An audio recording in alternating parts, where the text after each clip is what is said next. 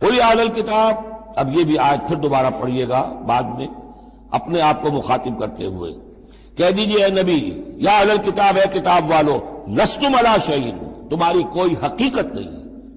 تمہارا کوئی مقام نہیں ہے، تمہاری کوئی جڑ بنیاد نہیں ہے، تم ہم سے ہم کلام ہونے کے مستحق نہیں ہو، تمہیں ہم سے دعا کرنے کا حق حاصل نہیں ہے، حتیٰ تقیموا التوراۃ والانجیل، جب تک کہ تم قائم نہ کرو تورات اور انجیل کو، وما انزل الیکم من ربکم، اور جو کچھ نازل کیا گیا ہے تمہاری طرف تمہارے رب کی طرف سے۔ اب یہاں پڑھ لیجئے، یا اہل القرآن لستم علی شیء حتیٰ تقیموا القرآن وما انزل الیکم من ربکم، اے قرآن کے ماننے والو، تمہاری کوئی حقیقت نہیں، کوئی حیثیت نہیں،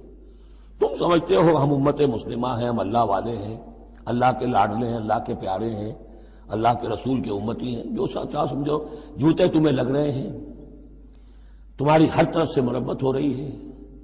عزت نام کی شے نہیں رہی، تم کتنی ہی تعداد میں ہو، دنیا میں تمہاری کوئی حیثیت نہیں ہے، اور اس سے زیادہ کے لیے تیار رہو، لستم علی شیء، تمہاری کوئی حیثیت نہیں، حتیٰ تقیموا القرآن وما انزل الیکم من ربکم،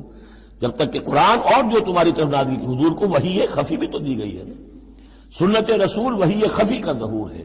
وہ بھی نازل کی گئی ہے حضور پر وحی خفی، تو جب تک کتاب و سنت کا نظام قائم نہیں کرتے،